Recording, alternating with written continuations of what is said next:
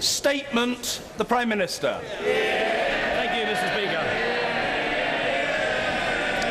Thank you, Mr. Speaker. With permission, I would like to make a statement on the Panama Papers. Dealing with my own circumstances first, yesterday I published all the information in my tax returns, not just for the last year, but for the last 6 years. I've also given additional information about money inherited and given to me by my family, so people can see the sources of income that I have. My salary, the benefit in kind of living in number 10 Downing Street, the support my wife and I have received as leader of the Conservative Party, the renting out of our London home, the interest on the savings that I have. Since 2010, I have not owned any shares or any investments. The publication of a Prime Minister's tax information in this way is unprecedented, but I think it is the right thing to do. But let me be clear, I'm not suggesting that this should apply to all MPs. The Chancellor has today published information on his tax return in a similar way to the Shadow Chancellor and the First Minister for Scotland. Now, this begs the question of how far the publication of tax information should go. Mr. Speaker, I think there's a strong case for the Prime Minister and the Leader of the Opposition and for the Chancellor and Shadow Chancellor, because they are people who are or who wish to be responsible for the nation's finances. As for MPs, we already have robust rules on members' interests and their declaration, and I believe that's the model we should continue to follow. We should think carefully before abandoning completely all taxpayer confidentiality in this House, as some have suggested. If this were to come in for MPs, people would also ask for a similar approach for those who ask us questions, those who run large public services or lead local government, or indeed those who edit the news programmes or newspapers. I think this would be a very big step for our country. It certainly shouldn't take place without a long and thoughtful debate, and it is not the approach that I would recommend. Mr. Speaker, let me deal specifically with the shares my wife and I held in an investment fund or unit trust called Blairmore Holdings, set up by my late father. The fund was registered with the UK's Inland Revenue from the beginning. It was properly audited and an annual return was submitted to the Inland Revenue every year. Its share price was listed in the Financial Times. It wasn't a family trust, it was a commercial investment fund for any investor to buy units in. UK investors paid all the same taxes as with any other share, including income tax on the dividends every year. Mr. Speaker, there have been some deeply hurtful and profoundly untrue allegations made against my father. And I want to, if the House will let me put the record straight. This investment fund was set up overseas in the first place because it was going to be trading predominantly in dollar securities.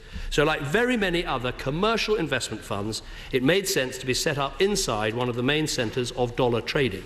There are thousands of these investment funds and many millions of people in Britain who own shares, many of whom hold them through investment funds or unit trusts.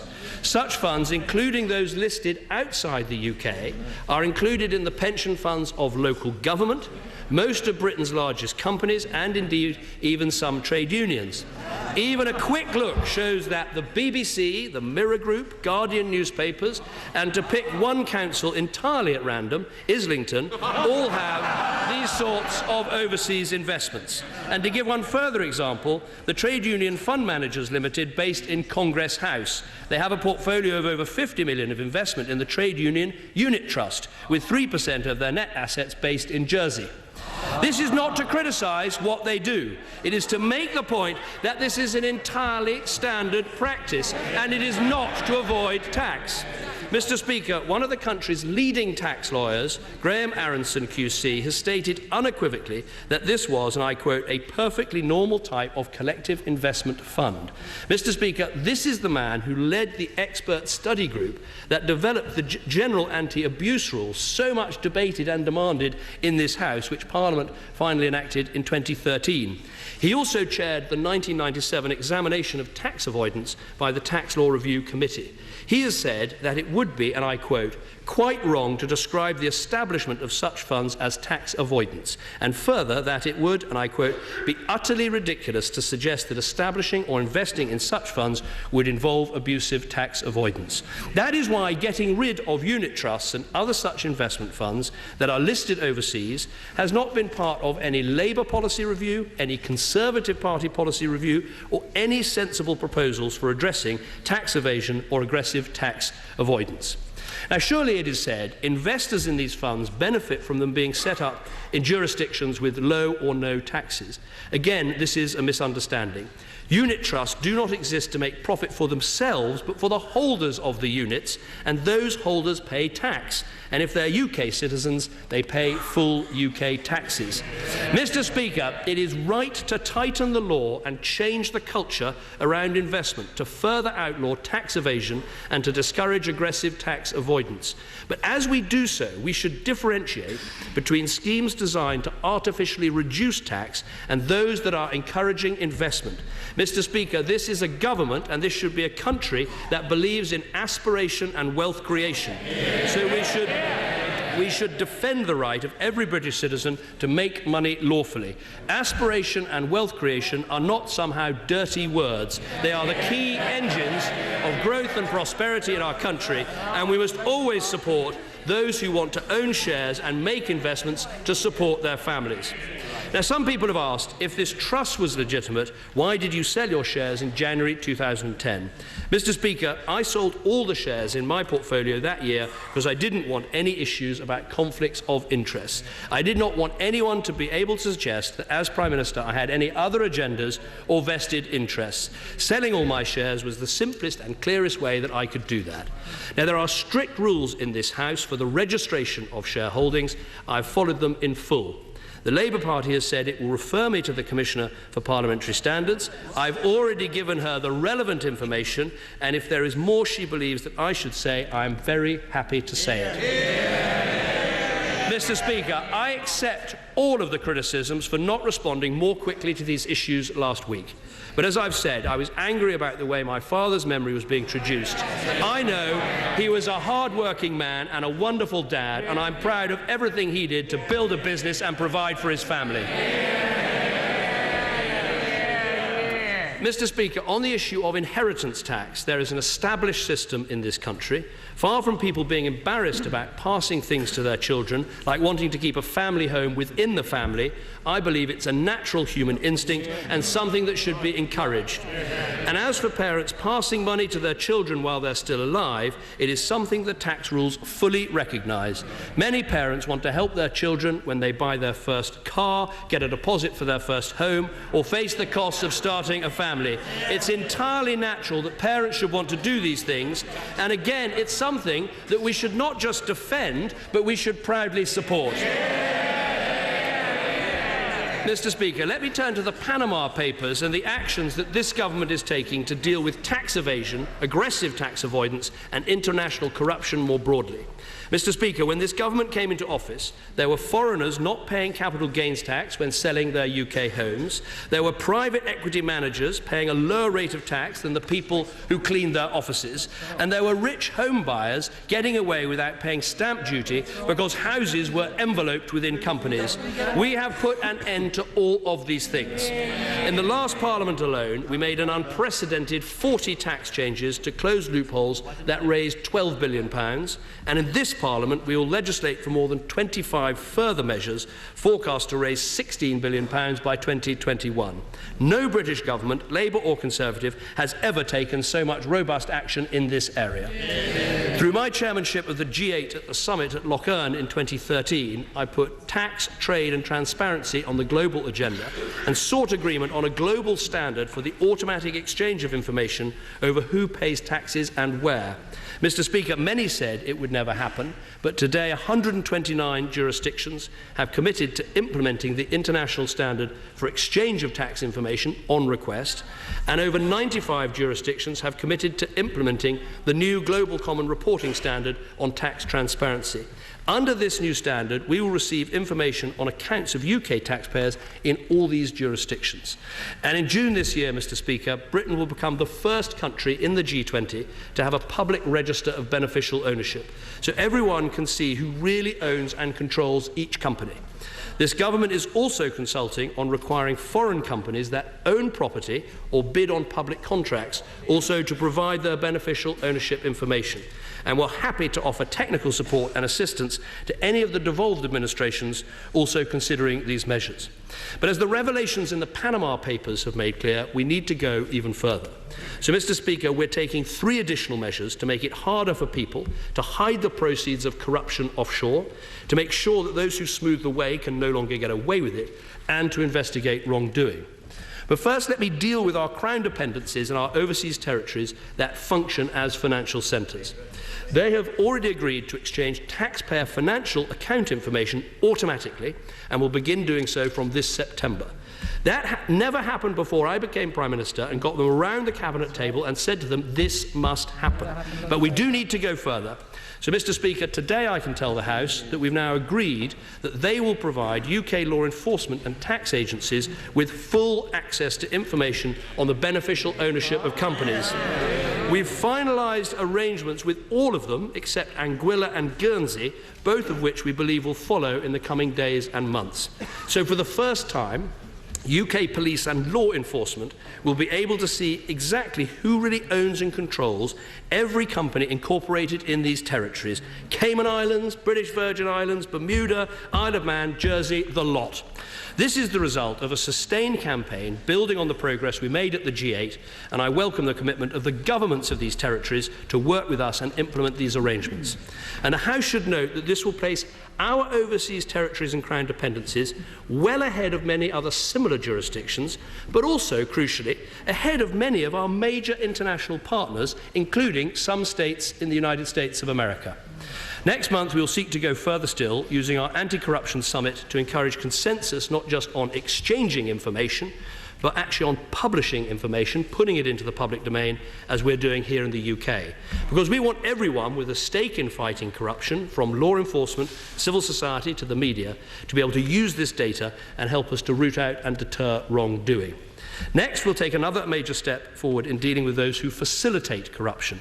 Under current legislation, it is difficult to prosecute a company that assists with tax evasion, but we're going to change that.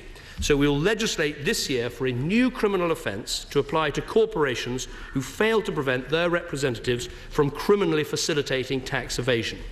Finally, we're providing initial new funding of up to £10 million for a new cross-agency task force to swiftly analyse all the information that's been made available from Panama and to take rapid action. Mr. Speaker, the task force would include analysts, compliance specialists and investigators from across HMRC, the National Crime Agency, the Serious Fraud Office and the Financial Conduct Authority. Mr. Speaker, this government will continue to lead the international agenda to crack down on tax evasion and aggressive tax avoidance. This battle is important and it needs to be combined with the approach we take in this country. Low tax rates, but taxes that people and businesses have to pay. That is how we'll both tackle these issues and build a strong economy that can fund the public services that we need. It is that strong economy, creating jobs, rewarding aspiration, that is the true focus of this government, and something that would never be safe under the party opposite. And I commend this statement to the House.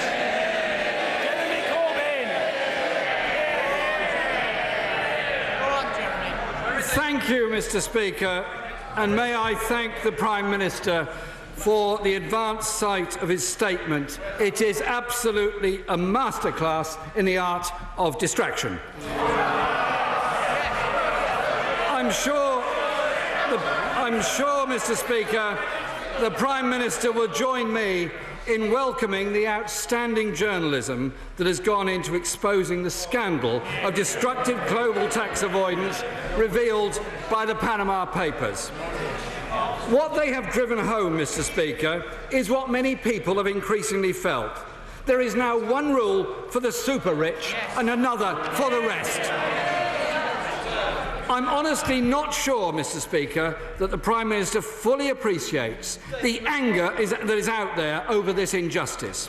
How can it be right that street cleaners, teaching assistants and nurses work and pay their taxes, yet some at the top think the rules simply don't apply to them? What has been revealed in the past week goes far beyond what the Prime Minister has called his private matters. There are 6 questions that he needs to answer today, to the House and perhaps equally importantly to the public as a whole. Firstly, why he chose not to declare his offshore tax haven investment in the House of Commons Register of Interests. There is a requirement to provide information of any pecuniary interest which might reasonably be thought to influence his or her actions. The Prime Minister said he thinks he mishandled the events of the past week. Does he now realise how he mishandled his own non-declaration 6 years ago when he decided not to register an offshore tax haven investment from which he has personally benefited? Secondly, can he clarify to the House and the public when he sold his stake in Blairmore Holdings in 2010, he also disposed of another offshore investment at that time, in particular whether any of the £72,000 shares he sold were held in offshore tax havens? Mr. Speaker, the Ministerial Code states that ministers must ensure that no conflict arises or could reasonably be perceived to arise between their public duties and their private interests, financial or otherwise, and that all ministers must provide a full list of all interests which might be thought to give rise to a conflict, including close family interests. So, did the Prime Minister provide the Permanent Secretary with an account of his offshore interests? And if not, didn't he realise he had a clear obligation to do so when part of his personal wealth was tied up in offshore tax havens? And he is now making policy decisions that had a direct bearing on their operation. For example, in 2013, the Prime Minister wrote to the President of the European Council opposing central public registers of beneficial ownership of offshore trusts. So thirdly, does the Prime Minister now accept that transparency of beneficial ownership must be extended to offshore trusts? The Panama-based law firm Mossack Fonseca registered more than 100,000 secret firms in the British Virgin Islands. Mr. Speaker, it's a scandal that UK overseas territories registered over half the shell companies set up by Mossack Fonseca. The truth is that the UK is at the heart of the global tax avoidance industry. It's a national scandal and it's got to end. Last year, Mr. Speaker, this government opposed the EU Tax Commissioner Pierre Moscovici's blacklist of 30 uncooperative tax havens. That blacklist included the Cayman Islands and the British Virgin Islands. So my fourth question is, will the Prime Minister now stop blocking European Commission plans for a blacklist of tax havens? Because it turns out that Lord Blencathra, the former Conservative Home Office Minister, was absolutely right when he wrote to the Cayman Islands government in 2014 to reassure them that our Prime Minister was making a purely political gesture about cracking down on tax havens at the G8. It was designed, he said, and I quote, to be a false initiative which will divert other member states from pursuing their agenda. Last June, Treasury officials lobbied Brussels not to take action against Bermuda's tax secrecy. According to the European Union's Transparency Register, the tech giant Google has no fewer than 10 employees lobbying Brussels. Bermuda is the tax haven favoured by Google to channel billions in profits. And Conservative MEPs have been instructed on 6 occasions since the beginning of last year to vote against action to clamp down on aggressive tax avoidance. This is a party incapable of taking serious, internationally coordinated action to tackle tax dodging. Across the country and on this side of the House, Mr. Speaker, there is a thirst for decisive action against global tax avoidance scams that suck revenues out of our public services while ordinary taxpayers have to foot the bill. It undermines public trust in business, politics and public life. It can and must be brought to an end.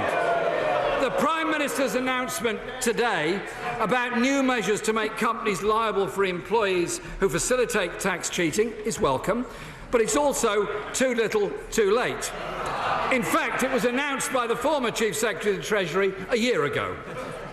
People want a government that acts on behalf of those who pay their taxes, not those who dodge their taxes in offshore tax havens. Yesterday, my friend, the Shadow Chancellor, set out a clear plan for transparency, and he is a member of this House who has spent all of his time in Parliament exposing tax havens and tax avoidance. And his paper included calling for an immediate public inquiry into the Panama Papers revelations to establish the harm done to our tax revenues and to bring forward serious proposals for reform. So I say gently to the Prime Minister, a tax task force reporting to the Chancellor and the Home Secretaries, both members of a party funded by donors implicated in the Panama leaks, will neither be independent nor credible. So will the Prime Minister back a credible and independent public inquiry into the abuses of the leaks? Our tax transparency plan also called for a specialised tax enforcement unit, properly resourced, Mr. Speaker, and that has to be the key. Since 2010, there have only been 11 prosecutions over offshore tax evasion, a situation the Public Accounts Committee described as woefully inadequate. Having slashed resources and cut 14,000 staff since 2010, will the Prime Minister today guarantee that resourcing to Her Majesty's Revenue and Customs will increase in this Parliament? Mr. Speaker, we support real action to end the abuses that allow the wealthy to dodge the rules that the rest of us have to follow. We need to ensure that trust and fairness are restored to our tax system and our politics. End the sense and the reality that there is one rule for the richest and another for everybody else. The Prime Minister has attacked tax dodging as immoral, but he clearly failed to give a full account of his own involvement in offshore tax havens until this week, or to take essential action, or to take essential action to clean up the system, whilst at the same time blocking wider efforts to do so. There are clear steps that can be taken to bring tax havens and tax dodging under control. Order. There's a minister standing at the bar, shrieking in an absurd manner. He must calm himself, take a medicament if required, or leave the chamber. Jeremy Corbyn. Thank you, Mr. Speaker. I suggest, Mr. Speaker, the Prime Minister's record, particularly over the past week, show the public no longer has the trust in him to deal with these matters. Does he realise why people are so angry? Does he realise, do members opposite realise why people are so angry? We've gone through 6 years of crushing austerity. Families lining up at food banks to feed their children. Disabled people losing their benefits. Elderly care cut and slashed. Living standards going down. Much of this could have been avoided if our country hadn't been ripped off by the super rich refusing to pay their taxes. I say this to the Prime Minister, Mr. Speaker. Ordinary people in the country simply won't stand for this anymore. They want real justice. They want the wealthy to pay their share of tax like they pay when they work hard all the time. Prime Minister! Thank you, Mr. Speaker. First of all, let me join the right honourable gentleman in congratulating the journalists who have broken this story about this huge cache of information from the Panama Papers. I think what matters now is that information is shared with tax authorities, including here in the United Kingdom, so that action can be taken. Now, the right honourable gentleman accused me of a distraction. I have to say, I think the biggest distraction today has been waiting for the right honourable gentleman's tax return, which we finally got, I think, published at about 3:35 after this session had begun. How incredibly convenient that no one could scrutinise. No one could scrutinise it. Now, let me answer let me answer each and every one of the questions that he said. First of all, he asked whether we would resource Her Majesty's Revenue and Customs with the right amount of money. We put £1.8 billion into various initiatives since 2010 to make sure they have the resources to find this money. First point. Second point, he asked me about my register of members' interests. I've complied with every aspect of the register of members' interests, and even before the Labour Party complaint has arrived at the Commissioner's door, I provided her with all of the necessary information. Third question, he asked me when I made the sale of these shares. I sold the Blairmore shares in January. I sold everything else in June.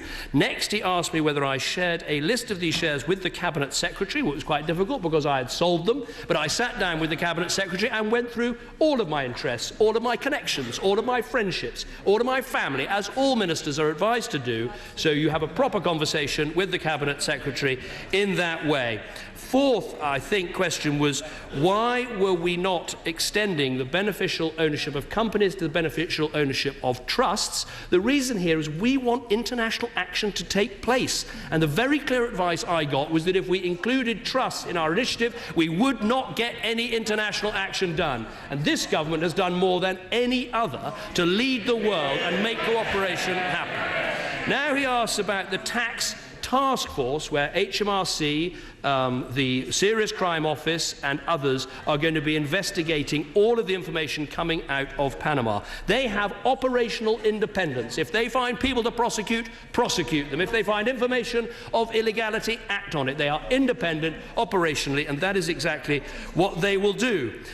They are reporting to the Home Secretary and the Chancellor because we want to make sure that radical action is taken. But they have total operational independence, and if the Shadow Chancellor is questioning the professionalism of the Inland Revenue, of the National Crime Agency, of the Serious Fraud Office, he shouldn't be doing that. Finally, let me answer the last question, which is the action we have taken about the overseas territories and the Crown dependencies. No government has done more to encourage them to take part in exchanging information, reporting tax information, and making sure that they give us the information on beneficial ownership. The leader of the Labour Party has suggested that we should force them. How is he going to force them? What is he going to do? Have we finally found a potential Prime Minister who wants to give Argentina, give the Falkland Islands back to Argentina and invade Gibraltar? Is that what it's come to? What I would say is what we've seen from the Labour Party is we've seen their true colours when it comes to inheritance tax. If you want to pass your home to your children, they will tax it. If you want to help your children, they're going to tax it. We've seen their true colours. They're the enemy of aspiration, the enemy of families who want to support each other. And that's the real lesson of today.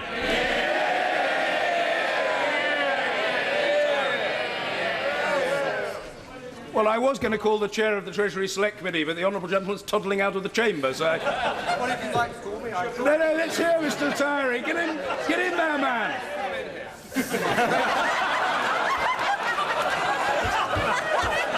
you very much.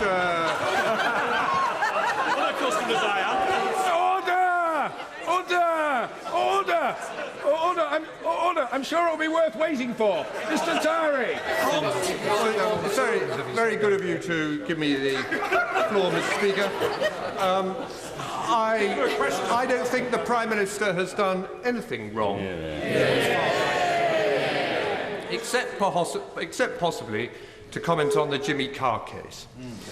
Tax evasion is illegal and should be very vigorously pursued, if necessary with criminal prosecution and imprisonment. Tax avoidance is not illegal. If the government or parliament don't like it, there's no point in moralising.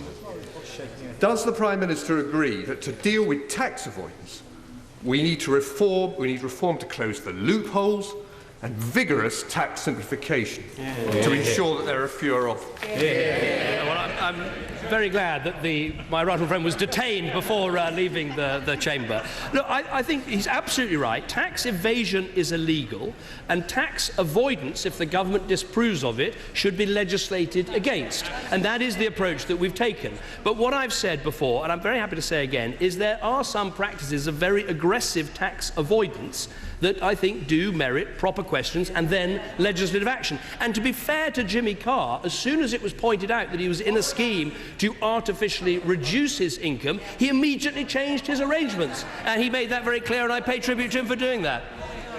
Mr. Angus Robertson. Speaker, may I begin by welcoming the Prime Minister's statement, the new measures contained in it to deal with tax evasion and aggressive tax avoidance, the publication of his tax information, and indeed for his apology for the way that he's handled it.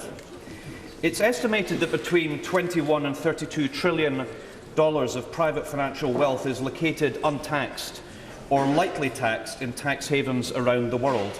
Illicit cross-border financial flows, Mr. Speaker, are estimated at more than $1 trillion per year. That's 10 times more than the global foreign aid budgets combined. The Panama Papers leak is so large that if one printed the file, the final document would be 650 million pages long. It's right that a special task force has been set up to go through this information that has been leaked. As the Prime Minister said, and he's right to say this, hopefully charges will follow if criminality can be proven. But the public are indignant here and they are indignant around the world. People are rightly angered by the different rules for normal taxpayers and a small, ultra-rich elite. But we have to ask ourselves, all of us, whether the scale of the problem has been taken seriously, because quite patently it has not been thus far, either domestically or internationally. And the UK bears a particular responsibility, given that the UK and its overseas territories and dependencies collectively sit at the top of the financial secrecy index of the tax justice network. In Scotland, we are confronted by the reality of a small number of landowners owning huge swathes of the country, many through tax havens. From Perthshire to Jura and across Scotland, land is owned through intransparent firms based in tax havens like Panama and the British Virgin Islands. May I ask the Prime Minister the following specific questions? Will he revisit, please, will he revisit his decision not to fully cooperate with European Union partners on overseas trusts? On the welcome register of beneficial owners across the British Crown dependencies and overseas territories, specific question: who will this be available to and when? Will it be publicly available? And if not, why not? Will the Prime Minister prioritise bilateral tax treaties with Panama and other tax havens as part of global efforts to better coordinate against tax avoidance? And will he regularly update this House on progress? And lastly, Mr. Speaker, given it is the UK Cabinet that agrees government policy on tax rules, on potential loopholes and arrangements with tax havens, will the Prime Minister ensure that all of his Cabinet colleagues, all of them, confirm whether they have ever benefited through offshore financial dealings? First of all, let me agree with the right honourable gentleman that there's no doubt that in some of these jurisdictions and countries there are some very bad things that are happening in terms of the hiding of assets, the hiding of wealth, the avoidance of tax, and that is why we want our authorities to go through everything they can to recover that money.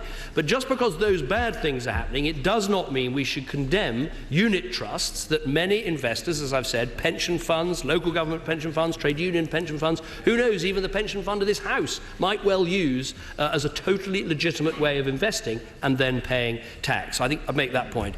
He says we need as many charges, criminal charges, as possible. I, of course, agree with that, but we shouldn't do down the civil action and the civil penalties that the Revenue and Customs take. They've got 1,100 cases going through. They can charge up to 300% of the money. On the issue, he said, have we taken this agenda far enough? Frankly, I would say this is the first country in the G7, in the G20, to make tax and transparency the #1 issue at a G8 or a G20. No one had done it before. We've now done it, and it's permanently on the agenda, and you see these permanent improvements. I don't think he's being fair on the Crown dependencies and the the overseas territories. I think for years there was a reputational and a potentially real problem. They have done a huge amount to address that. They're now better placed than other similar jurisdictions, and as I said, there are states in the United States of America that have less disclosure and less transparency than they do. So let's not be unfair on Crown dependencies and overseas territories that certainly on this side of the House we're proud that they're part of our family of nations. In terms of Scottish trusts and transparency, we're very happy to work with and help the devolved administrations in every way we can. Again, we're happy to work with and are working with European partners on the issue of trust. The point I was making is we would not have made any progress on beneficial ownership if we included trusts in that debate in the G8. But we did make progress for the reason we give. In terms of the beneficial ownership information in the Crown dependencies and overseas territories, he's asking who will it be available to. It will initially be available to law enforcement agencies, including our own, crucially.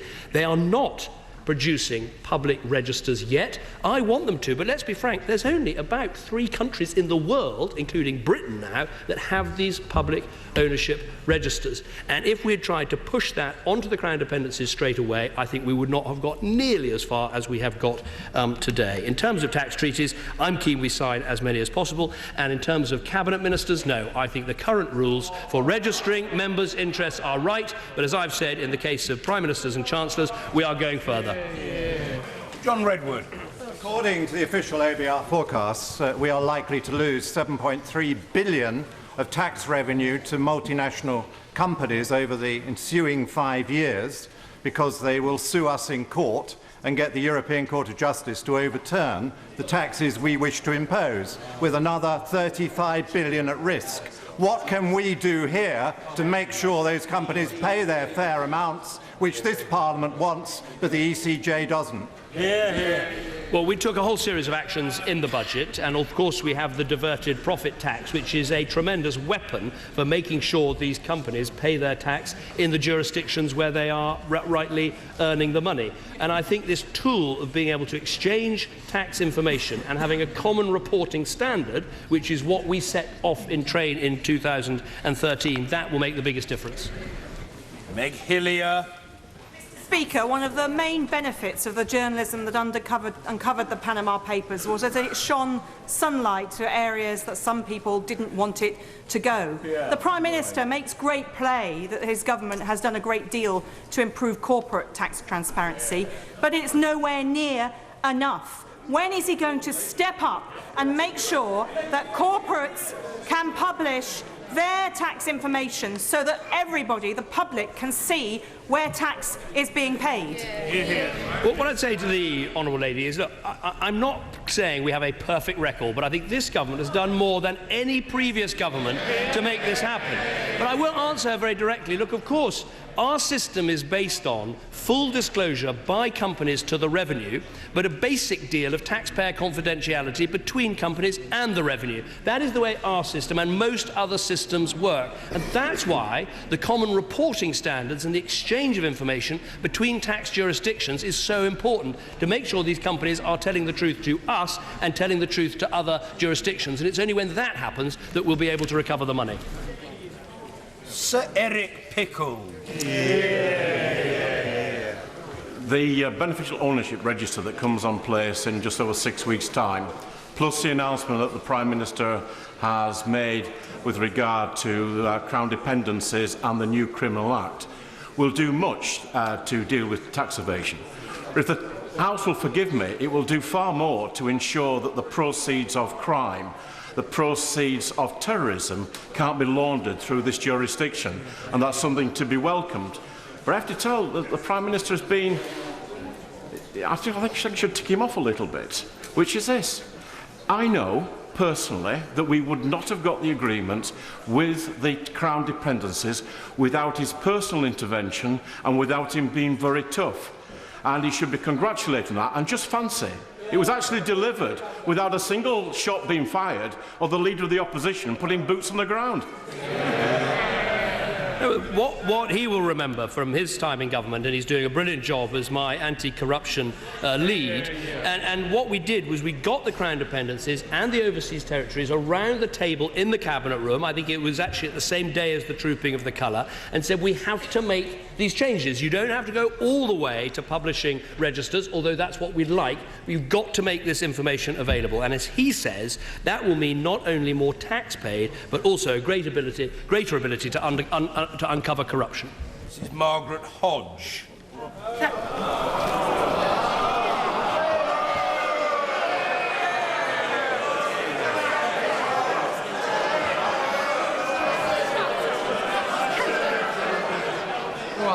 Right. Can I ask the Prime Minister some questions about his welcome announcement in relation to Crown dependencies? Can I ask him firstly whether it is right that the British Virgin Islands, Bermuda and Cayman Islands have agreed to compile a register of beneficial ownership? Can I ask him secondly whether HMRC will have access to that register? And can I ask him thirdly whether, if he does not succeed in getting those territories to publish to publicly publish those registers, he will use his powers through the Privy Council to order the tax havens to publish them?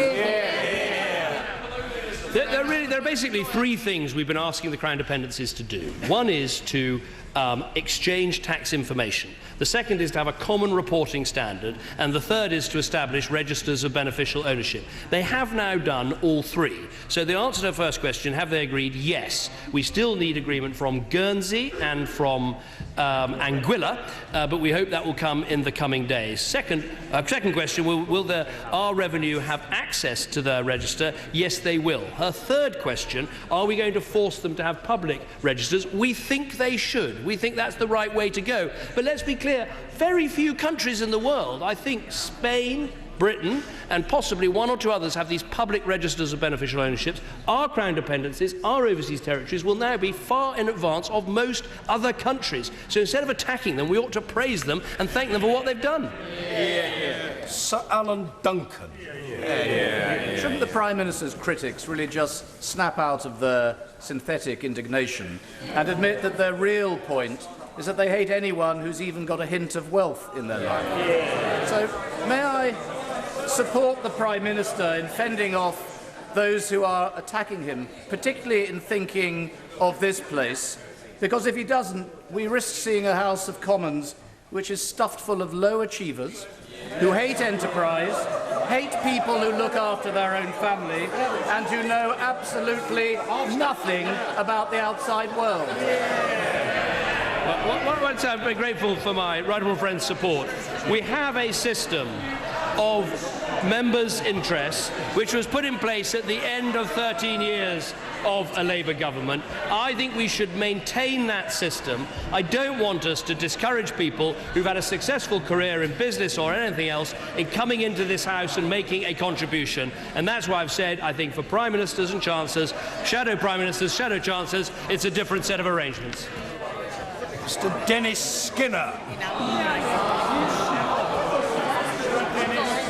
Does the Prime Minister recall that at the time after he became Prime Minister under the Coalition, and at the time when he was dividing the nation between strivers and scroungers, I asked him a very important question about the windfall he received when he wrote off the mortgage of the premises in Notting Hill, and I said to him he didn't write off the mortgage of the one the taxpayers were helping to pay for at Oxford.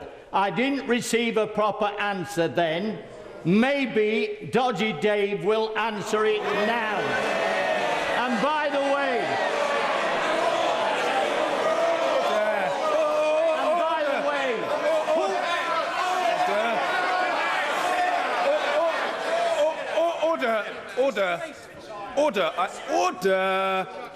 Order.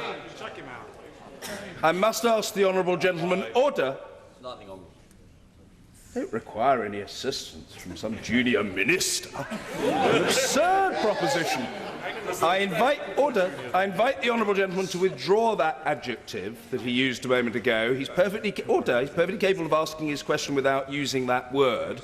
It is up to him, but if he doesn't wish to withdraw it, I can't reasonably ask the Prime Minister to answer the question. All he has to do is withdraw that word and think of another. Sorry? Sorry? I think he knows the word beginning with D and ending in Y that he inappropriately used. Davy, the word Davy. Dodgy, put it Withdraw. I know what you're talking about. Very simple. Withdraw. This man has done more to divide this nation than anybody else. He's looked after his own pocket. I still refer to him as Dodgy Dave. Do what you like.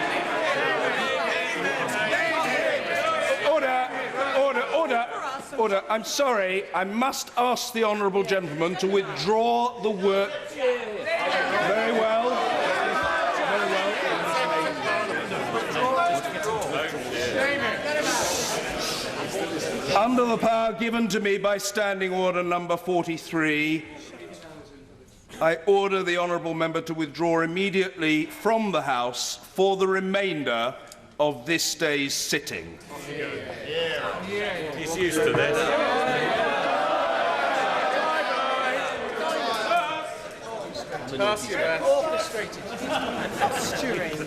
Very well. Needless to say, no reply is required to that question. We will take next Sir Edward Lee. Well, it's a very shocking scandal. We now know that the Prime Minister divested himself of all his shareholdings before he became Prime Minister and has paid his taxes in full. Exactly. Shocking. Shocking. But there is a wider question which I'd like to ask the Prime Minister about. It follows on the question from the Chairman of the Treasury Committee. As long as we have the longest tax code in the world after India, won't hard-working families always use legitimate ways of trying to minimise their tax bill? Some of us have been arguing for years for a flatter tax system to merge rates. Let me give him one suggestion. The best way to stop people avoiding paying inheritance tax, that iniquitous tax, is to abide by our manifesto commitment and abolish it. Well, I'm very grateful to my honourable friend for his support, and I would say we met our manifesto commitment on inheritance tax, which was to exempt the family home. He's right that we need to simplify, but there's things moving in different directions, which is, one, you want to simplify taxes, but on the other hand, where you see abuses occur, you sometimes need to write new tax code in order to make sure they can't be used, and that can lead to complications. But I'm well aware of his general point and think he's right. Yvette Cooper. Here. Could the Prime Minister now answer a question that both he and the Chancellor refused to answer a few years ago, and confirm that they both benefited personally from their cut to the top rate of tax, and on the day that universal credit cuts mean part-timers could be over £1,000 a year worse off, does he think that the several £1,000s a year in which they both benefited are fair? Well, the information is contained from my tax return. It's in the House of Commons library. Everyone can go and look at it. But the key point is this: since we reduced the top rate of tax from 50 to 45p, we've not only raised more revenue, which is money that we can spend on the public services I know that she supports, but actually the richest 1% in our country are paying a higher overall percentage of income tax at 27%. Sir Nicholas Soames. Would my right honourable friend clarify again that tens of millions of our fellow citizens benefit from tax-exempt investments, in that most pension schemes don't pay tax on their investment income, which directly benefits hard-working people saving for and receiving pensions? No, my right honourable friend is absolutely right about that, but I'd also reinforce the point that millions of our fellow citizens own shares, and many people choose to make their investments through unit trusts, which are a relatively safe form of investment because they share the risk. Many of those unit trusts are listed in other countries, many of them now in Dublin, and they're set up there not to avoid tax, but to make sure that the revenues are returned to the unit trust holder and they then pay tax, and that's the key point. Caroline Lucas. Mr. Speaker, does he accept that the revelations last week that he personally intervened in 2013 to water down the effects of EU transparency rules over trusts does damage his efforts to portray himself as some kind of champion of fair tax? And will he now commit to fully support EU transparency rules, including country-by-country reporting by corporations, showing exactly how much profit they make and where? Let me be absolutely clear with the honourable lady. There were no EU proposals. The whole thing was based on a British proposal, a British initiative to encourage all countries to have registers of beneficial ownership. The EU then joined in by suggesting extending it to trusts, and we pointed out that if that happened, no one would take up this proposal because trusts, as she knows, are set up for all sorts of reasons: the care of a disabled child or the support for a local school, any number of things perfectly reasonable under English common law. And the advice I had was that if we went for this proposal of going for beneficial ownership of companies and trusts, the move that we've made that is genuinely helping to change the world in this regard would have completely failed. Mr. Dominic Grieve. Mr. Speaker, would my right honourable friend encourage the Leader of the Opposition to write to him to set out in detail the allegations he makes against him, either of breaking the law or of propriety or the rules of this House? Because I have to say that, having listened carefully to the Leader of the Opposition, I fail entirely to comprehend what it is he is going on about. And on a separate issue, I'm glad to see my right honourable friend stand up for the overseas territories. He will know that at the time when I was Attorney General, I had quite a lot of dealings with the attorneys of the overseas territories in encouraging them to change their transparency rules. And in fact, they showed themselves to be properly responsive to those representations. And you may also agree with me that the overseas territories are entitled to provide financial services and not to be damned for, in fact, trying to ensure the well-being of their own citizens. No, well, my right honourable friend is absolutely right. What we've tried to do with the overseas territories is say there is a perfectly legitimate business of providing financial services, but they, like us, should be doing it on the basis of high standards, not low standards. I think that is an argument that they now accept and are carrying out, and we should thank them for it. As for the first half of his question, I listened to the right honourable gentleman. I'm not sure I want to read all about it again in a letter, because I don't think there's much to answer. Mr. Gavin Robinson. Mr. Speaker, you could be forgiven for believing that the only virtue is transparency. But privacy and equality are both important virtues that we value in this country. Does the Prime Minister agree that, given the many thousands of opinion formers, policy formers and decision makers in this country paid publicly through private service companies, if we are to set any principle, it should be with public finance comes public transparency, who is paid what, by us, the taxpayer? If we can establish that principle first, then we can have a more wide discussion about transparency. I agree with the first half of his question. There is a value in privacy, and that is why I think we have to have this balance between what is disclosed and what is not disclosed, and I've tried to set out the way forward today.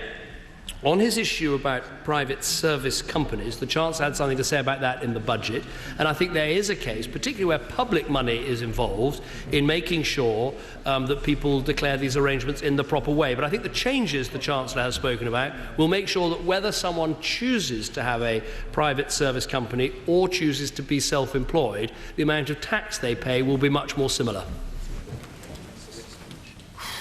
Sir Edward Garnier. Thank you, sir. I welcome the Prime Minister's announcement that there will be a new criminal offence applying to corporations who fail to prevent their representatives from criminally facilitating tax evasion. That reflects the failure to prevent bribery offence already existing under the Bribery Act.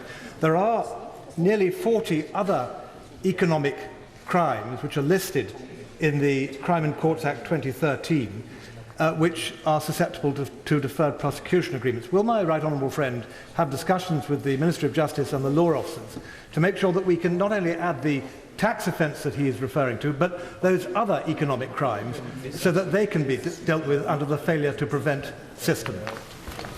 Well, my right honourable friend has a lot of expertise in this area, and I think the point he's making is that we have to make sure, as we set out these economic crimes, and the Home Secretary has led the charge to make sure we address this issue properly, we make sure they're properly publicised, properly understood, and then properly prosecuted. And we need to make sure the National Crime Agency and the Serious Fraud Office work together in the way that I know he was keen when he was doing that job.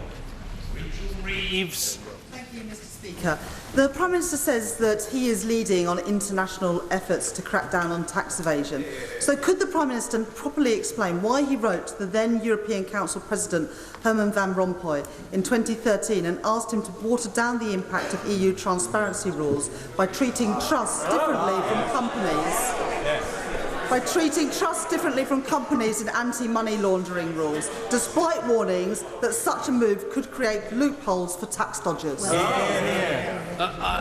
With great respect to the honourable lady, I've answered this question several times, most recently to the leader of the Green Party, which is that we were keen to get progress on the beneficial ownership of companies. And if we'd accepted proposals to include trusts, that would have got completely bogged down and wouldn't have made nearly the progress that we have, where we've got every G7 country and most G20 countries signing up to having action plans on beneficial ownership of companies. If you do that with trusts, my advice was the whole thing would have slowed down to an absolute trickle, and we wouldn't have got all the international cooperation and all the extra money we're going to raise. Philip Davis. Thank you, Mr. Speaker. As far as I'm concerned, it's perfectly clear that neither the Prime Minister nor his father, for that matter, have done anything wrong at all. And in his statement he said, we must defend the right of every British citizen to make money lawfully. That's something which I agree with wholeheartedly. But it is slightly at variance to the description of people who have just done that as morally repugnant. So can the Prime Minister give us a promise that from now on he will uphold the rule of law and the view that the rule of law is what's important in this country, and not question the morality of people who actually act lawfully with regard to their tax arrangements? I'm very grateful for my honourable friend's support, and I agree what he says about the importance of enabling people to make money within the law, and he's completely right that the rule of law is what matters overall. The simple point I've often made and will continue to make is that, of course, it's tax evasion that is illegal, not tax avoidance. There are many ways that people avoid taxation, not least by putting money into a pension or into an ISA or into other perfectly legitimate ways of planning for their future and their family and all the rest of it. I would, though, say what we've seen sometimes is very, very aggressive measures. I mentioned some of them in my statement. People putting properties in envelopes, in company envelopes rather than paying stamp duty, where it's sometimes difficult for government to catch up quickly enough with the huge changes that are taking place. So I think a bit of leeway on that is necessary, but he's right. It's the rule of law that matters. Mr. David Winnick. Prime Minister, realise there's a world of difference between the vast majority of our constituents who pay their tax, pay in the usual way, deducted at source and other means, and tax spivs, very rich tax spivs, who use tax havens for obvious reasons. That's why the accusation is made between them and those people that I've been referring to. Of course, there is bad practice that takes place, not least in some of these jurisdictions, that needs to be dealt with, and that's what the tax transparency and the sharing of information and registers of beneficial ownership and all the rest are about. But I would say the other thing to recognise that happened last week is that the £11,000 personal allowance came in, so people could earn £11,000 before they pay any income tax at all, and that completed our work of taking 4 million of the lowest paid people in our country out of income tax altogether. Alok Sharma. Mr. Speaker, the Prime Minister has paid his taxes, he has behaved perfectly properly, and could I commend him for standing up to those who have sought to besmirch his father's reputation and memory? Could the Prime Minister remind us how much extra money has come into the Exchequer as a result of his government closing down the loopholes that were set up under 13 years of Labour government? Well, the point is we have raised an extra $12 billion in the last Parliament. We want to raise another $16 billion in this Parliament, stretching out to 2021, the figures that I gave. But also, by having a lower rate of corporation tax, we've actually seen more corporation tax come in. Low tax rates, but tax rates that people pay. Those are our watchwords. Liz Saville-Roberts. We have heard that the rule of law is paramount. The government controls what is legal and what is illegal in tax law. Can the Prime Minister guarantee that the law will make offshore tax dodging in all its forms illegal? Evading tax is already illegal, whether you are doing it in the UK or somewhere else. The point I've been making is we do need to have this information sharing and the ability to look at information in these jurisdictions in order to see if people have been evading tax, and that is what we're now getting. But we shouldn't use that to say that it's wrong for people or trade unions or companies or pension schemes to invest in unit trusts listed in other countries, because that's a perfectly normal way of investing. Berry. Thank you, Mr. Speaker. Can I congratulate my right honourable friend, the Prime Minister, for bringing the transparency to the Office of Prime Minister by publishing his own tax return? Could he say whether he has any thoughts about whether this should be extended to former Prime Ministers, many of whom still receive public money? I personally would be very interested in seeing the tax return of one Mr. T. Blair. No proposals to make in that regard. What I would say is, look, I'm not claiming some perfect record, but on becoming Prime Minister, I cut the Prime Minister's pay by 5% and froze it for the Parliament. I rejected the Prime Minister's tax allowance of £20,000 a year. I reformed the Prime Minister's pension so it's contributory for the first time. As Mr. Speaker knows, Mr. Speaker, the Lord Chancellor and the Prime Minister have all given up the great Office of State pension that gives you half your salary in perpetuity. Well, you say it was done by the Labour government. It wasn't actually brought in until I became Prime Minister. I did it, right? And so all of those steps have been taken, which I think are the right thing to do. Margaret Ferrier. Thank you, Mr. Speaker. Will the Chancellor of the Exchequer be clarifying the tax situation of his family company, Osborne and Little, which he holds shares in, but which has paid no UK corporation tax in 7 years? Well, what I would say is that the Chancellor's family firm is exactly the sort of manufacturing small firm we want to encourage in our country. Now, for many years, I gather, they haven't been making a profit, but I'm glad that the company is doing well and now paying a dividend. That's something we should welcome. Its tax matters are entirely a matter between the company and the inland revenue, and that's the way it should be. Wendy Morton. Thank you, Mr. Speaker. I'd like to join members on this side of the House in welcoming the Prime Minister's statement this afternoon.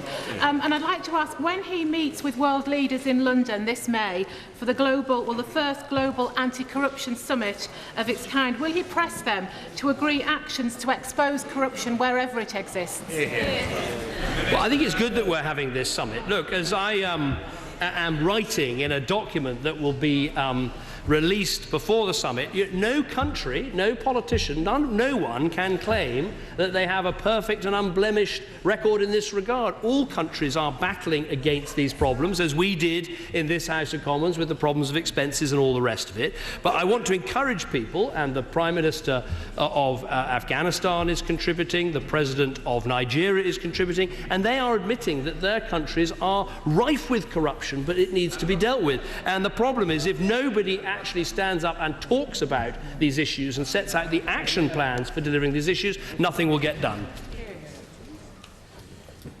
Mr. David Lammy.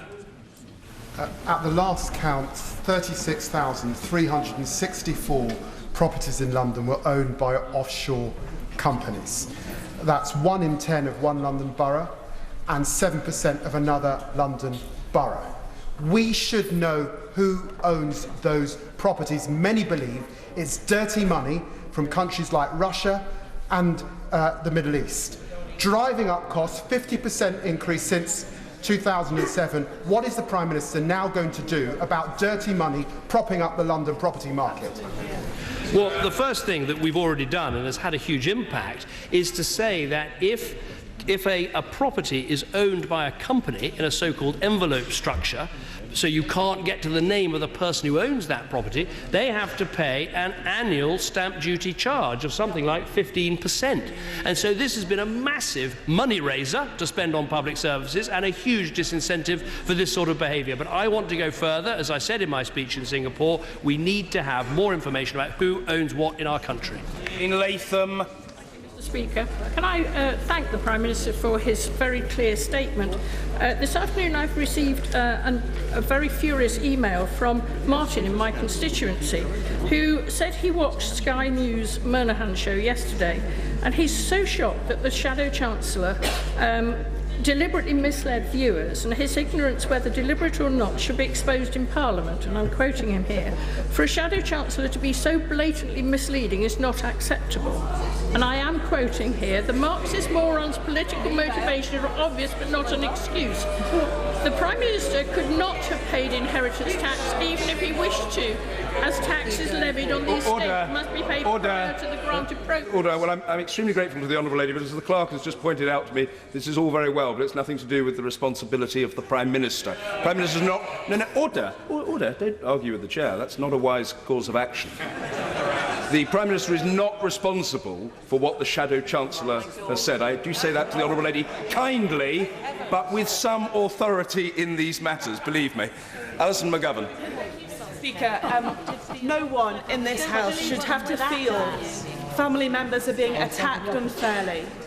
And in that, the Prime Minister is absolutely correct. Can I tell him, though, it's not clear to me what he believes about holding shares in offshore trust in tax havens.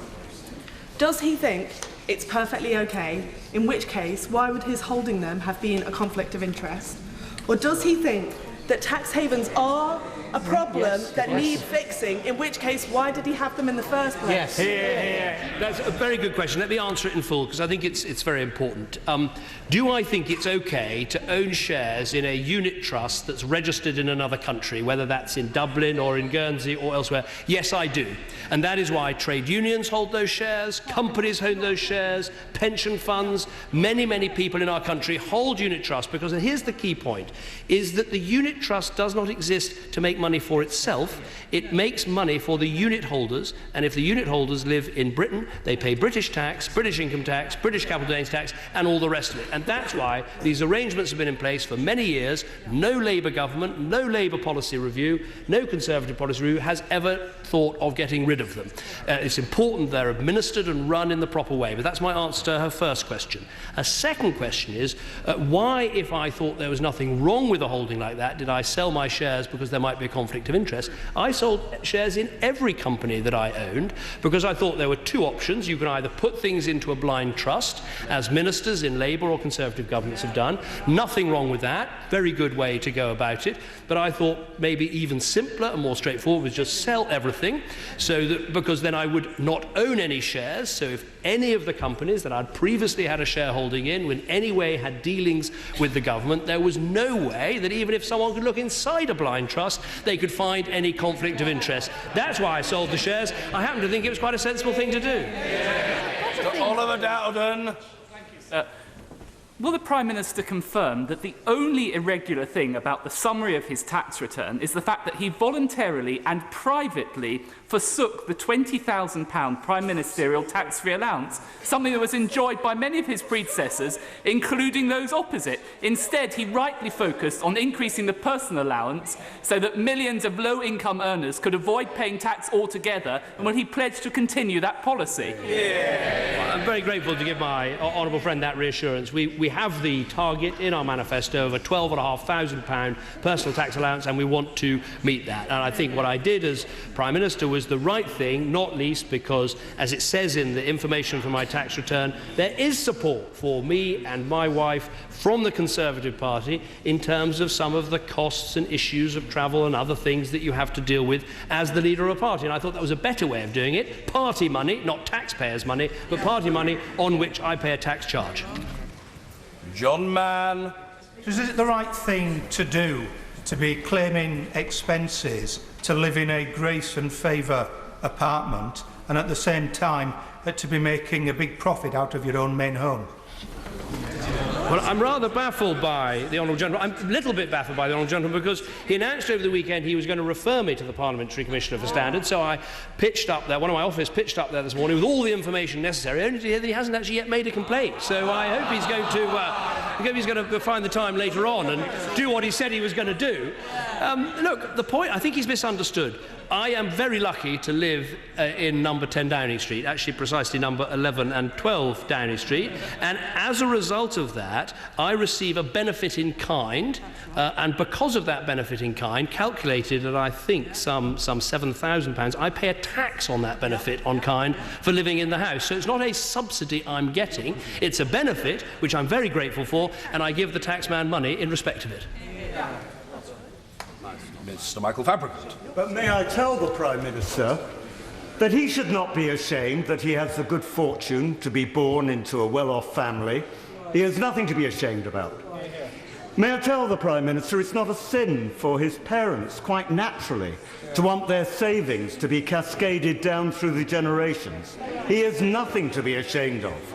But can I warn my right honourable friend, no matter how much information he wants to divulge, nothing will satisfy some of those people on the Labour front bench. I'm very grateful for what my honourable friend says. I think there is a point at which you have to say, I've published the information that I think is relevant. I've gone back over the last 6 years. But that's the limit of what I'm going to release. Some people say, well, what about your wife's tax return? Or what about your mother's financial affairs? Or all the rest of it? I really think there comes a time when we should say we have a register of members' interests. Prime Ministers and Chancellors and opposition leaders and shadow Chancellors have done more than that, and we should rely on the register of members' interests to police the rest of our affairs. Ms. Streeting. Given that more than half of the companies implicated in the Panama leaks are registered in UK overseas territories and Crown dependencies, does the Prime Minister regret telling this House in 2013, I do not think it's fair any longer to refer to any of the overseas territories or Crown dependencies as tax havens? And could he try and rebuild some of the public trust that he's lost in the last week by making sure that, particularly in terms of publishing information about beneficial ownership, that Crown dependencies and overseas territories do follow the UK's example, and will he take concrete action by putting this at the centre of the agenda of his own anti-corruption summit next month? Well, the reason I made that statement in 2013 is we'd got the Crown dependencies and the overseas territories for the first time to share automatically tax information with the United Kingdom government. That is something that didn't happen under the last Labour government, something that we did achieve. It was a different approach, but now he's right, we want to go further, and the announcement today is not only will they share that information and have the common reporting standard, but they're going to give us access to their information about beneficial ownership. Just so he knows how different things were under the last government, the then Financial Secretary of the Treasury, in response to questions about the overseas territories, said this: the negotiation of tax information exchange agreements with other jurisdictions, including the UK, is essentially a matter for the Crown dependencies themselves. I.e., he was saying, nothing to do with me, Gov, it's up to them. Well, that is the government that we replaced, and we took a different approach, and we've made a lot of progress. Mr. Richard Drax. Thank you, Mr. Speaker. Forgive my lack of voice. Can I also say I totally understand the Prime Minister's predicament and his instinct to protect his father, and I would have done exactly the same. And his father did nothing wrong whatsoever. The Prime Minister mentioned a long and thoughtful debate will come. Can I say most gently that when public figures get into trouble, that in future there are no more knee-jerk reactions, and that a long and thoughtful debate is given to avoid unnecessary consequences for everybody else? No, I think my honourable friend, first of all, thank you for his support, but he makes an important point, which we should try to make decisions about these things calmly and rationally after debate. I felt, after all the questions I was being asked, the right thing to do was to publish this information, but I couldn't have been clearer today that I don't want to see that as some precedent that every member of this House, or indeed every member of this my Cabinet, has to follow. I think we should think very carefully. We've always had a system in this country based on full disclosure to the revenue, but taxpayer confidentiality. Now, some other countries do have complete publication of all tax returns and all tax information. That hasn't been our way. We've had a different system, and I don't think we should give it up lightly. Caroline Flint. Mr. Speaker. It saddens me that the MP for Rutland and Melton seems to suggest that if you weren't a millionaire, you were a low achiever. Speaking as a low achiever, the biggest multinational company earns more income in a single week than the combined incomes of all MPs put together. Now, the Prime Minister has spoken about transparency before and today, and that is why many of us across this House, from all parties, want to make sure that the country-by-country information that multinationals will be obliged to provide to HMRC should be put in the public domain. Will he or a minister meet with myself and other members of the Public Accounts Committee to discuss this proposal? Hear, hear. I've always thought of the Honourable Lady as a high achiever. She certainly put the boot into my predecessor more effectively than I ever did. I remember that very well. The point about the... the point about the... No, not that one. The point about the country-to-country reporting is what we're trying to achieve, as I said in my statement, is a common reporting standard so that companies report to tax authorities in the same way, and then the sharing of that information so you can see if company A is paying X amount of tax in one jurisdiction and Y amount in the other, and that's not right, then you can do something about it. Now, I think that at the moment is the most powerful way of achieving what we want to achieve. There are those who say we need to go even further in public declarations of tax. I think it's a very interesting argument, but let's not make the best the enemy of the good. We've got a very solid way now of making sure these companies pay tax properly, and I want to see that completed. Mr. David Nuttall. Thank you, Mr. Speaker. Does my right honourable friend agree that any course of action designed to reduce tax which does not constitute tax evasion must by definition be legal, even if some may regard it as aggressive tax avoidance, and it is up to this Parliament to legislate to make such courses of action illegal? My honourable friend is absolutely right. Where there is aggressive avoidance taking place that is clearly against the spirit of the law, then Parliament should act. And as I've said many times, that's what the Chancellor has done. That's what HMRC advises us about. I think sometimes there are occasions when the tax avoidance is so aggressive that it is right to warn those taking part in it that legislation will follow, and so therefore they shouldn't take part in the scheme in the first place, and that often happens too. Blair Donaldson. The Minister has described the tax arrangements being discussed today as standard practice and normal.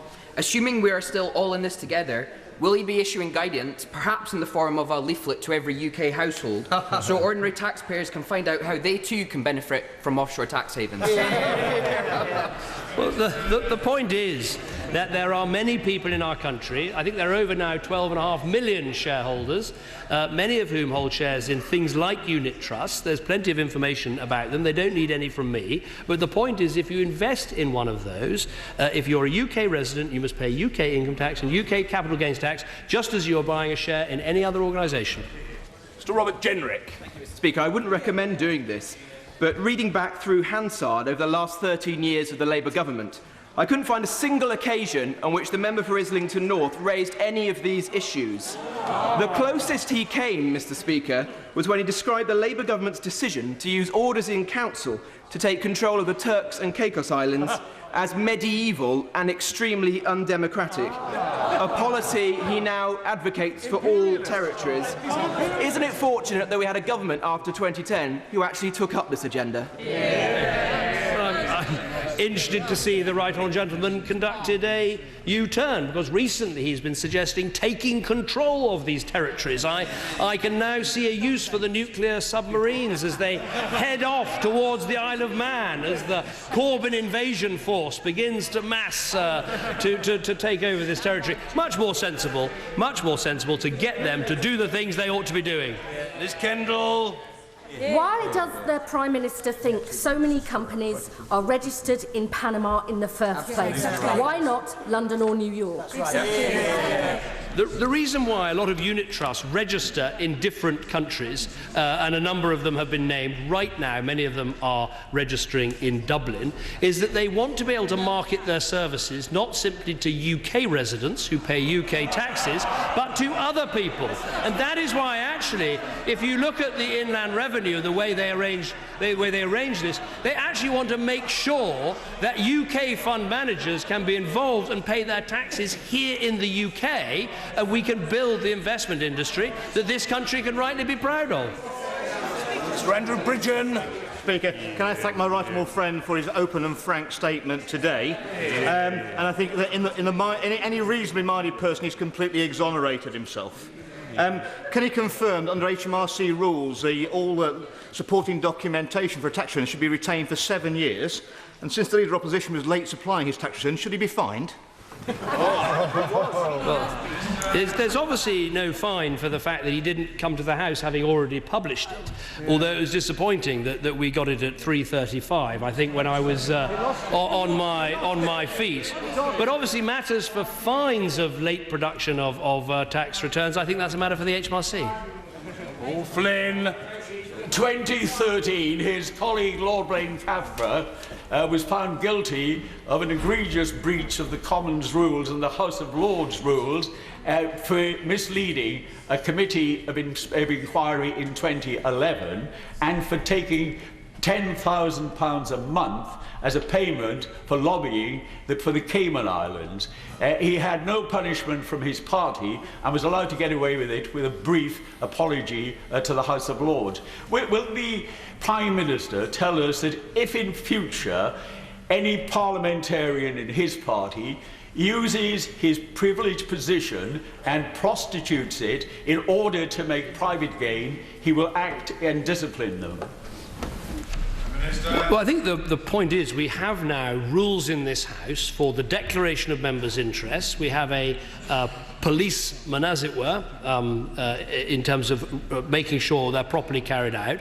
And then we do have punishments, including expulsion, for misdeclarations and misbehaviour. I'm not as familiar with the situation in the House of Lords, but I think they've been moving in the same direction, and that's all to the good. Ben Howlett. Speaker, whilst the conversations around Panama are interesting, no doubt, to the front bench of the opposition, reality check here, most of my constituents who are struggling to get on the property ladder actually benefit from inheritance tax. Benefit from inheritance as a result of a lot of the change that happened under the previous Parliament. Does my honourable friend agree with me that the time is now to further reform inheritance tax to help more people, mainly my age, get on the property ladder? Well, I think there is a role for making sure that people can pass on the family home exempt from inheritance tax, and that's why we've set out the steps during this Parliament to make sure that can happen. That completes what was set out in our manifesto. Live effort. I think the public would be more inclined to take the Prime Minister at his word when he wants to clamp down on tax avoidance. Had his government not appointed Edward Troop as Executive Chair of Her Majesty's Revenue and Customs in 2012. Now, this is someone who said taxation is legalised extortion and is valid only to the extent of the law. Can the Prime Minister say what source of money he got to pay Mr. Troop? And does someone with those views belong in the HMRC?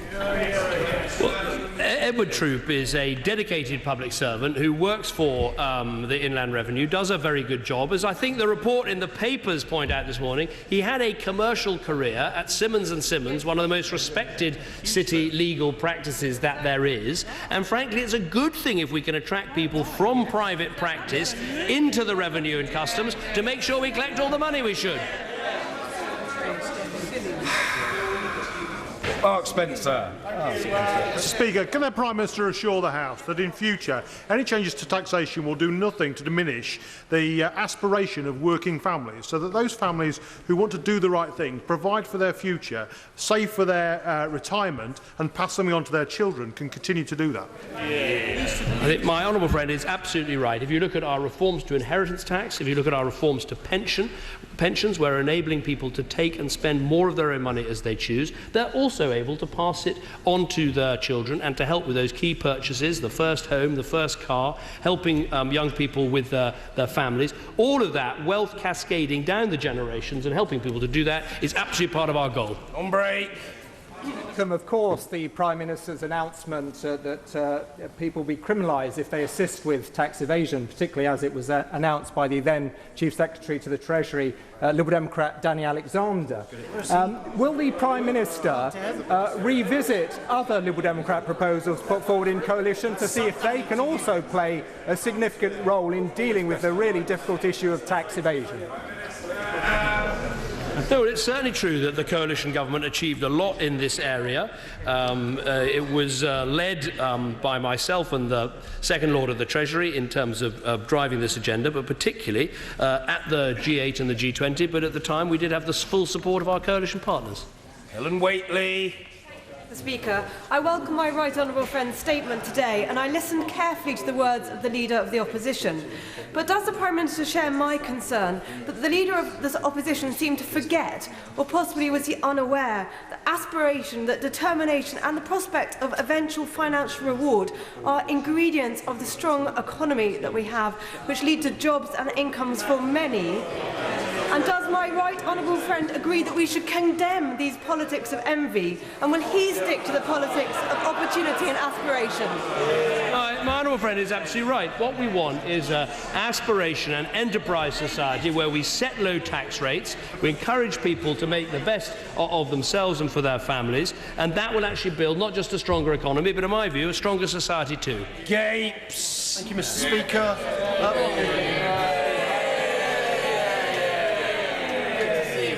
Mr. Speaker, the Prime Minister referred to his anti-corruption summit. Can he tell us which countries are going to be represented there, and will an invitation be extended to either President Putin or some of his corrupt cronies and those who fund the RT propaganda channel to explain the $2 billion held in Panama by that corrupt regime? The honourable gentleman has been restored to rude health. I welcomed him earlier, and I know the Prime Minister will welcome him. The Prime Minister. Very glad to see him back in his familiar place. I think it's fair to say the guest list is still being worked on for the corruption summit. But the point is this: we will be asking people on the basis not that they run perfect countries or perfect governments, but that are they going to commit to public declarations of things like open beneficial ownership registration, sharing tax information, making sure that when assets are looted that we can confiscate them and restore them to the people who they belong to. If countries want to sign up to that, however much their record in the past may have been imperfect, we'll be encouraging them to come and do just that. Mark Menzies. Thank you, Mr. Speaker. My mother spent 32 years working in an ICI factory. But like the Prime Minister's mother, she's 81. Like the Prime Minister's mother, she's lost her husband. Like the Prime Minister's mother, she wants to hand some of that money down to the next generation. So can I say how deeply hurtful those remarks must have been to the Prime Minister over the last few days? And Mr. Speaker, what I would urge is the Prime Minister can tell the House what message we want to send to the millions of people in all of our constituencies who want to do the right thing by the next generation. Well, I'm very grateful for my honourable friend's remarks, and I'm sure my mother will be too. She said, like me, she's developing a thicker skin with every week that goes past. But he's absolutely right. Many people want to pass wealth and assets and help their children and help them in all the ways they can, and that's not something we should be ashamed of. It's something we should actively encourage. It's something that can help to build the strong society that we want to see in our country. McKinnell. Mr. Speaker, the Prime Minister acknowledged in his statement that under current legislation it is difficult to prosecute companies that assist with tax evasion. I and many others, including the Right Honourable Member for Harborough, would add fraud and corruption to that list too. The Government made a promise in its manifesto to extend the new corporate offence to deal with all economic crime, not just tax evasion. So would the Prime Minister commit today to urgently review the current position to only extend that offence to tax evasion, but an offence that will incorporate fraud and corruption too?